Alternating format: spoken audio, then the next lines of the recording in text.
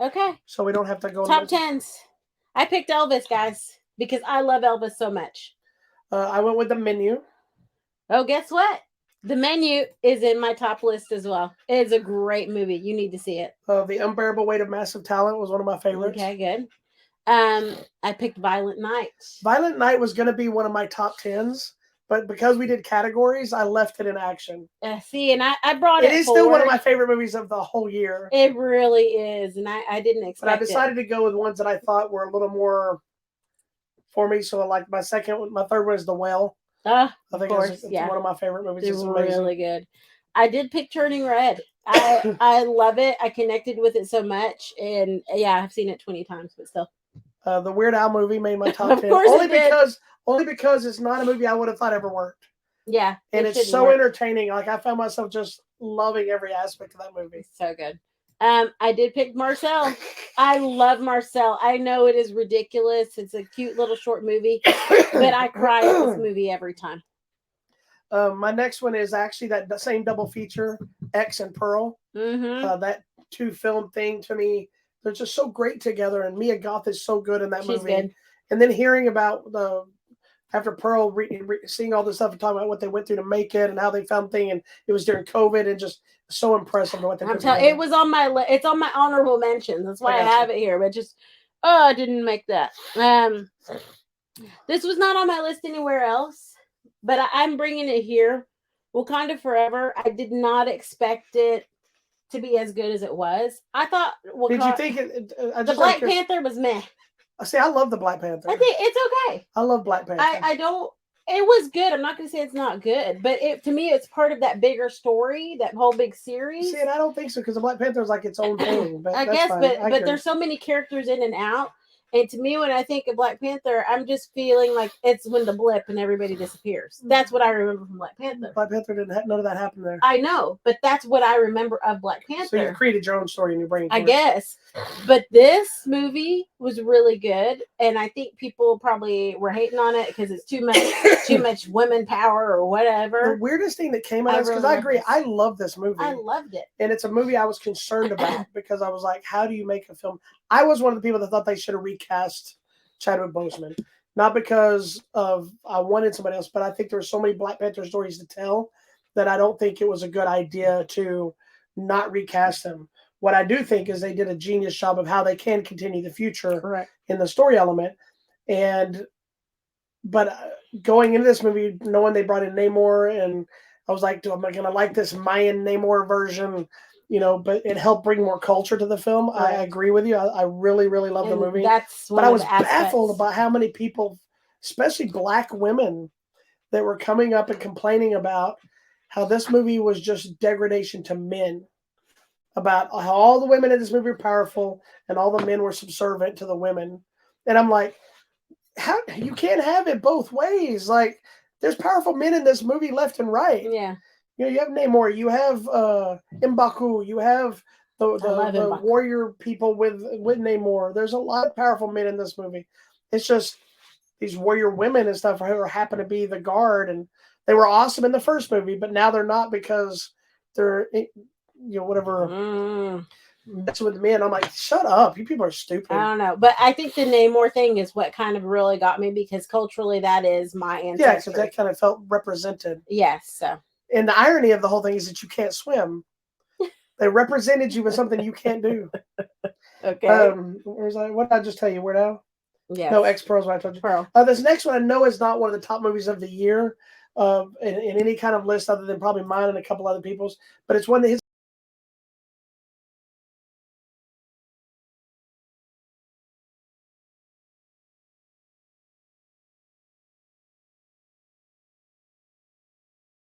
He blinked out for 1 second. Oh, I'll go back. It's Clerks 3 because it didn't feel like a cash grab as much.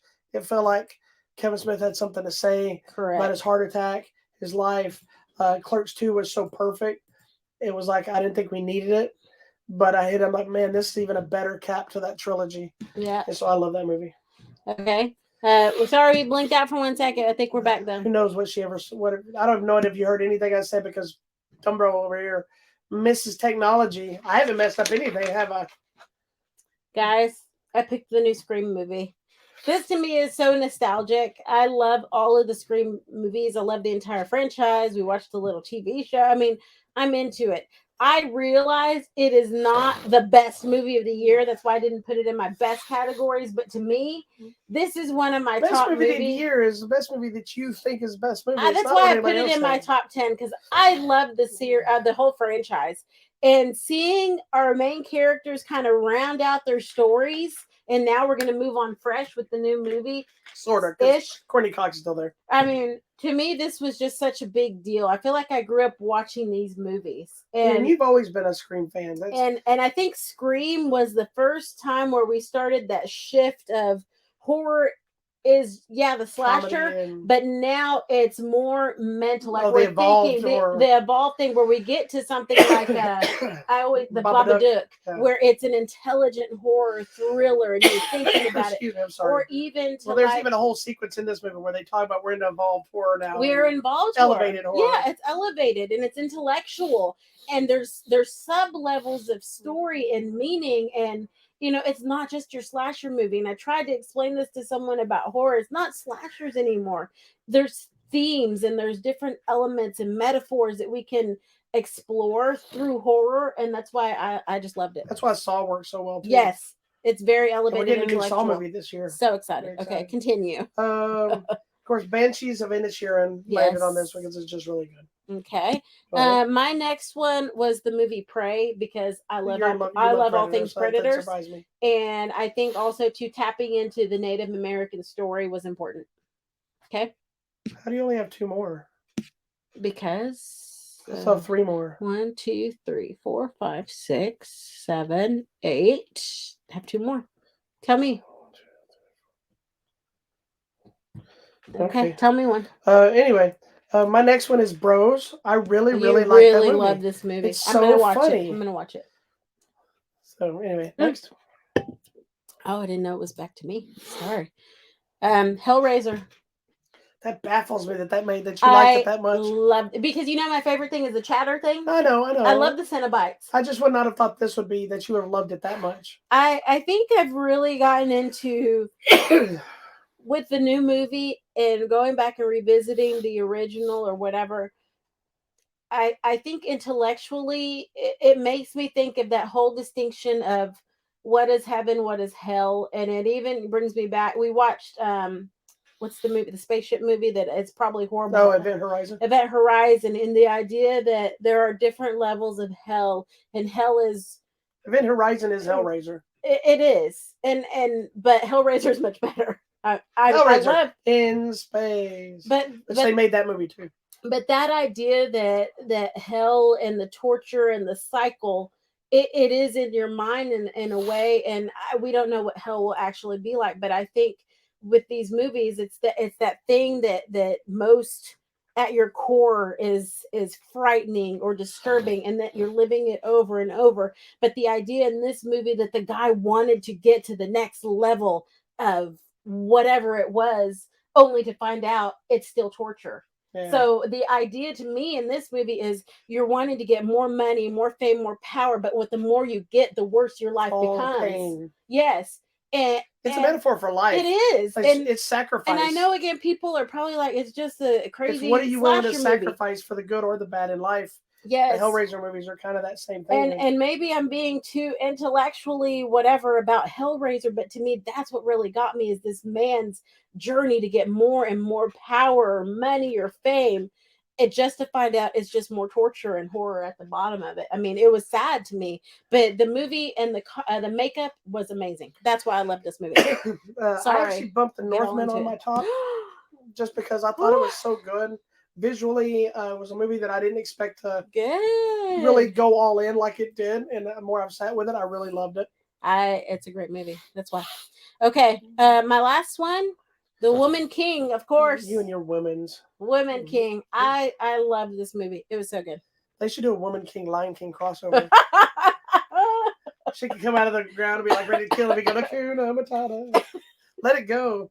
Let's not fight anymore. My last one is the one that is not on any list I posted. Because I couldn't figure out what list to put it on. It's Everything Everywhere All at Once. Oh. with the Sausage wiener fingers. I love this movie, but it's weird, it's funny, it's dramatic, it's an action movie. Really good. It's emotional. It's so many fun. things of things that shouldn't work. And I think too, it's also that immigrant story in your first generation trying to please your family but find your own way, and then the parents trying to sacrifice everything to make your life better. And I think there's also an element too for me of seeing Short Round return to the big screen. I know that's his name is Kihu Tran Kwan. I never mind, forget it. But I've been a fan of Michelle Yeoh since Jackie Chan She's days. amazing. And so seeing her finally get to, because over the last few years, she's always been on the forefront of doing stuff, but seeing her showing up in things like Star Trek, and now she's on the prequel for The Witchfinder, and doing all this big stuff in Shang-Chi, and seeing her do things that are these big things, and people know who she is now, and then getting her to see in this movie that's a little fart movie, independent film that's so weird and bizarre, but it's winning. That has been blown thing. Like, she could win an Oscar for this movie. It's amazing. It's a very real possibility, and it would make my heart so happy to see her win an Oscar. And I think the fact that she's the lead and Jamie Lee Curtis is her supporting actress. Yes, I'm like, you go, girl. And Jamie Lee Curtis, I think has been so supportive. Jamie Lee Curtis and Short Round have all been nominated for Golden Globes for this movie. I hope and the movie was nominated for Best Picture and the directors. It's just such a weird. It is a trip, so people may not get it. And it's got one of the best fight scenes ever, where a guy fights with a trophy in his butthole. It's people may not get it though, and I hope you can look past some of the weird thing and just understand the story. Yeah, because the stuff at the end when they're finally coming together about everything is heartbreaking, but it's also heartfelt. And there's so much. There's so much in this movie that I couldn't figure out a category for it, that I decided it could only be in my top 10. There you go. Anything else? Any others that you wanted to mention? I can just give you my quick backups, because there's only a few here that we didn't talk about. Samaritan, Elvis, Lightyear were all ones that we talked about that were all on my backup list. The movie Troll, which is really good on Netflix. It's such a great movie. Beavis and Butthead Do the Universe is so good, but if you don't like Beavis and Butthead, you won't care. Yeah. And again, that's more nostalgic fun for me. I'm going to say this publicly on video. I thought the Munsters movie was fun. You did like it. It's exactly what I thought I was going to get from it. I don't know what people thought they were going to get that had been hating on it. And I also love the fact that everybody that were in the movie that played the main characters, despite people hating on it publicly, they're posting about it all the time. Like, I don't know what all the hate. I love playing Grandpa. I thought we had great fun. There you go. Also, The Outfit, which has been bouncing around my stuff, which is the one about the tailor.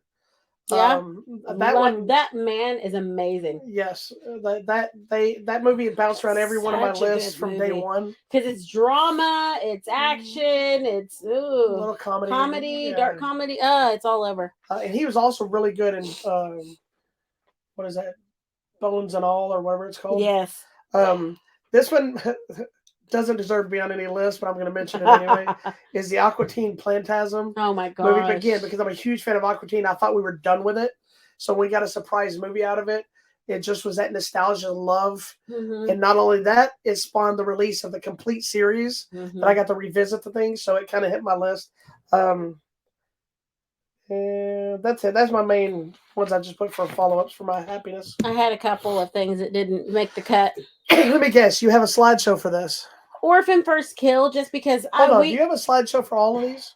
Yeah. For all your runner-ups as well? Well, because I threw everything. I didn't even get a slideshow for my man. Your runner-ups have a slideshow? Well, because I threw everything on slides, and then I went through my slides. I'll be on the phone. You go ahead. Wow. Orphan First Kill. I liked the first Orphan movie.